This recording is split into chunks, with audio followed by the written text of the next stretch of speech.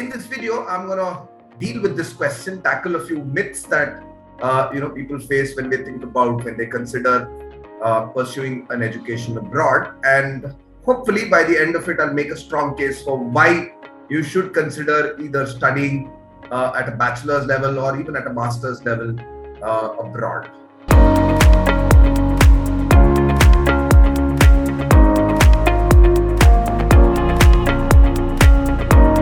My name is Anand Venkatesan. I'm the founder and mentor of this website called mentorscapital.com. We're a platform that helps students with, connect with mentors across the globe, matching, profile needs as well as career aspirations. And hopefully these engaging discussions help you make better and more informed choices. So let's get this session started. To study abroad or not, right? The question that we are trying to tackle is, how does studying in a university abroad, how does that compare with studying in a university in India, right? There are many myths that we face when we think about studying abroad, and these include that studying abroad is extremely expensive, and I probably agree most of the way, but that's not a universal rule. So studying abroad is not necessarily expensive. In some cases, it can actually compare with education in India. Number two, scholarships are a no-no, right? Very, very tough to get and very, very tough to also avail of. But in this day and age, that might not really be as big a concern as you possibly think. And it's obviously linked to point number one, which is that education is very expensive and doing so abroad. And the third sort of myth that exists is that the application process is extremely complicated. I don't know what to do. I don't know, how to go about visa. I don't know, what are the admission formalities. And well, yes, a lot of people are indeed daunted by the process itself, but many reasons why these myths are, not really as big or as significant anymore. Number one, I think, is the fact that, cost of education actually varies from both university to university, to program, duration of program has a big role to play. The ranking of the university that you're applying for has a big role to play, and also, whether you want to be so competitive or not. And in most cases, my standard advice to students is that, well, if education is costly, don't look at just the cost, also look at returns, right? More often than not, studying in the US or studying in one of the Ivy League universities in the US, something like a Harvard or a Wharton or an MIT, or even slightly lower rank than that, could be very, very expensive, right? But the reality is that at the end of the day, you're giving yourself education that will enable opportunities to work abroad, right? And studying at a Harvard or an MIT can really open up doors that wouldn't normally open. And hence, the return on investment on such programs is actually pretty high, right? So do consider both the cost, but also the return on your investment. Speak to mentors who've gone there, studied, and ascertain that indeed you can recover the money that you're investing in your education. The second point about scholarships is also partly true, but then it should not really be as significant as to completely make you stay away from applying to universities abroad. And I say that because there's a bunch of scholarships available. Universities offer two types of scholarships majorly, which are, merit-based or need-based. And not just that, there are plenty of other scholarships that are available to people from specific nationalities or cultures. Even diversity today is a big word. So there are plenty of scholarships available for women candidates, women looking to enter business and other specific fields. There are also subject-specific scholarships that are available. So for example, if you're pursuing a program in STEM abroad, then consider applying for the quad fellowships, right? And in fact, I think a sub point here is also that make sure that you distinguish between a scholarship and a fellowship, because these could really open up doors to finance your education and also gain, fellowships also allow you to gain some sort of an advantage which comes by way of network or by way of training that you can undergo. So plenty of scholarship opportunities, and make sure that when you're applying, when you're considering an application to a university, also browse through the list of scholarships available on their website, and also some centrally administered scholarships like the like the Tata Cornell scholarships, or even the many other scholarships like these. Number three is the fact that admission processes are complicated, but I would actually say that this is actually an advantage, not as a disadvantage, because admission, when you're seeking a university abroad, admission is not just based on your test scores or your academic scores. It actually tends to be a very, very holistic process. Most universities look at the kind of academic record you have. They also look at the kind of activities that you've participated in, as far as school, college, and even at work. They also look at the kind of volunteer work that you do. So if you're considering applying to a university abroad, I would suggest that you start early, give yourself a year or so, to plan and add to various aspects of your personality and your candidature, because that really helps, in giving yourself a really good shot at a top university. And last but not the least, I think a very, very important point here is that do not seek to hesitate. Do not hesitate to seek any sort of support for your admission journey, right? We at Mentors Capital encourage students to connect with mentors. Even if you're unsure, speaking to somebody who's gone through that journey can really fill you up with a lot of confidence. In fact, I think a very, very good example here is somebody that I, I spoke with a couple of years back, very, very, unsure about applying to universities abroad, didn't have great grades, but nonetheless was doing well, had a steady job, was doing something that he liked. And after, speaking to a few mentors, we put in, impactful applications to about 5, and surprise, surprise, without an impressive GMAT score, he got through all 5 universities. And I'm talking about universities that really are top ranked, right? That feature in the top universities ranked by QS, right? So I'd say you can make your dreams a reality if you give it, 6 to 8 months at the very least of preparation and planning.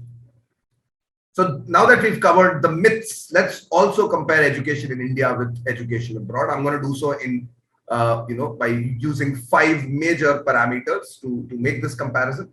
The first parameter is, obviously obviously abroad comes with a big advantage of giving you exposure, right? International exposure. And this comes, both by way of a very, very culturally vibrant atmosphere. Most international programs tend to have about 50 plus nationalities in a classroom, and that really, makes for very, very strong peer learning, very, very strong bonds that you can form that can come into play in your future career. And not to mention that in order to deal with 50 nationalities, the faculty members themselves are people who come from very, very strong academic and industry, exposure. And so they can really, really make a difference in your, in your career aspirations, right? Well, how does that compare with in India? Well, when you're pursuing a master's or an MBA from India, chances are that the program itself will give you limited exposure, right? At least in terms of international and global education, it gives you little exposure. The faculty tends to be more often than not, based out of India, or at least even if they have worked abroad, they tend to be of Indian origin. And finally, the peer group is also quite a bit unidimensional, and hence the roles and the pursuits that they have and the aspirations that they have are more or less, they fall in certain silos, right? So that is something that's worth considering. And if you're, confident in yourself, in your abilities, in your personality, and are motivated enough, you can really derive a lot of mileage out of international education, right? Which brings me to the second point. I think one of the reasons why most of us consider studying abroad is to gain employment opportunities abroad, right? And in some cases, that also sort of moves ahead into finding permanent residentship, right? And settling down into a country abroad. And well, employment, when you're considering opportunities abroad, some of the top schools, if you consider the ones that are top ranked, that have an established sort of alumni network, then the exposure you get is pretty vast. In fact, most students pursuing masters tend to sort of stay away from the US nowadays for obvious reasons. because finding employment is very, very hard, and visa is also a problem. But if you're applying to a top university in Europe, then chances are that the alumni is going to be sitting in multiple countries and could really give you opportunities if you network well, right? And one thing to keep note of is that while most universities, even within India, have practical internships, projects, and in fact live assignments that the students pursue. The difference is that when you're pursuing an education abroad, there is no placement office to give you support. There is, most times this tends to take the form of networking, and how well you connect with people, and what kind of individual relationships you build could actually be the determinant between getting that elusive opportunity in a top firm or not. How does that compare to India? Well, in most cases, Indian universities, the top ranked ones obviously give you plenty of opportunities if it's one of the central universities like Delhi University, or one of the IITs, IIMs, or the National Institutes of Technology, or the IISCs. Then the opportunities tend to be very, very vibrant. But most cases, the roles tend to be limited. The roles are heavily determined on the basis of the pedigree of the school that you go to. And while they do offer a lot of opportunities to intern and do live projects, aside from, let's say, the top 5% of universities, most others do not have a very, very structured industry exposure plan, right, in terms of internships or in terms of live projects. So that's one constraint in India. And finally, in India, placements are more comfortable. If you join a top university, then placements tend to be structured. There are companies that are invited by these student-run bodies, and so placements are easier to figure out in India. And if you are considering education abroad, while there are plenty of opportunities, I think the onus is on you to create opportunities and grab them with both hands, right? So that's something that you should keep in mind. All right, so that brings us to point number 3 that's worth considering, is the fact that education system, that are education systems that are followed in Europe, US, and other nations across the world tend to be a lot different from our current education system in India. And well, this also brings with it a lot of opportunity. When you consider an education abroad, most universities tend to give you a wide variety of courses, both within your chosen discipline and outside of it. And hence, the course structures tend to be a lot more flexible, allowing for a lot more electives, even allowing for dual specialization in some cases. And lastly, there are a lot of specialized master's programs that are offered by universities abroad, especially in Europe. I think mobility is now the buzzword within all of Europe. So, the programs that universities offer tend to sort of improve mobility across nations. And so there are plenty of opportunities for that reason.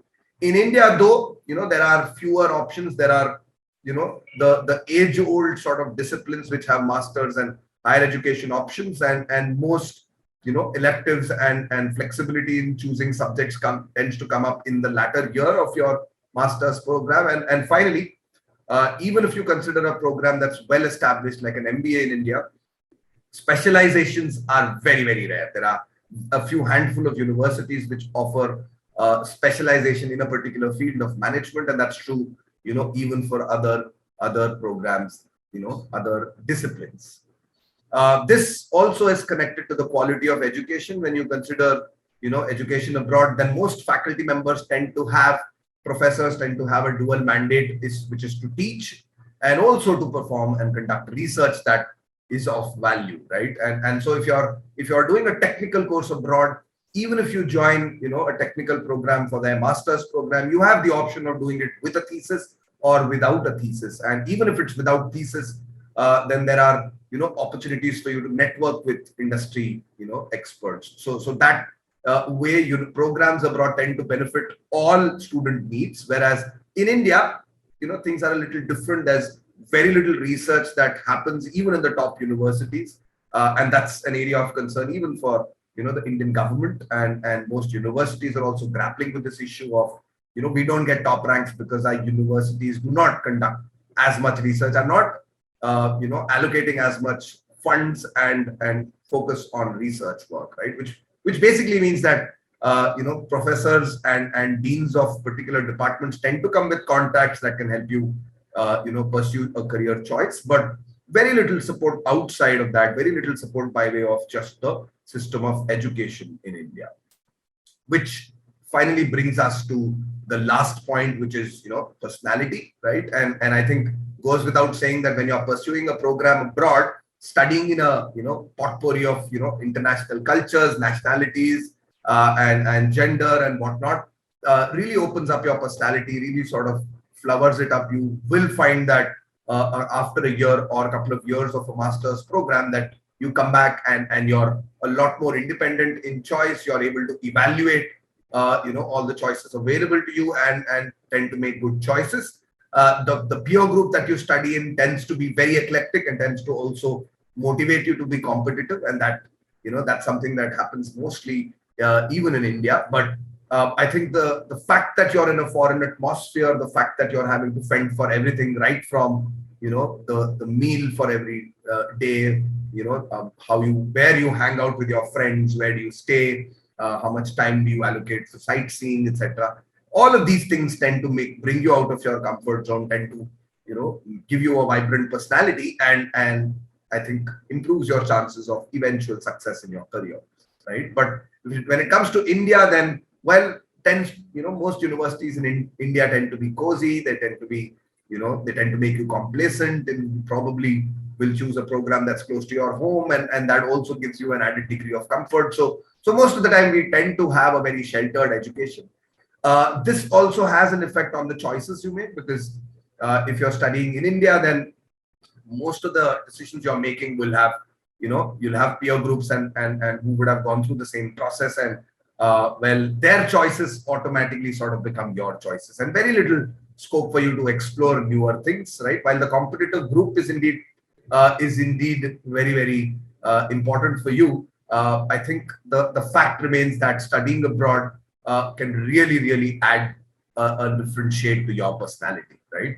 Well, if you like this video, if you like what I said about studying abroad, do give us a shout. The link in the description will really help you connect with us, and drop in with any queries, any questions that you have specific to the program that you're applying for, and I'd be glad to address those questions on a one-to-one call or chat. Right? Thank you. Have a great day, and wish you all the very best in your future.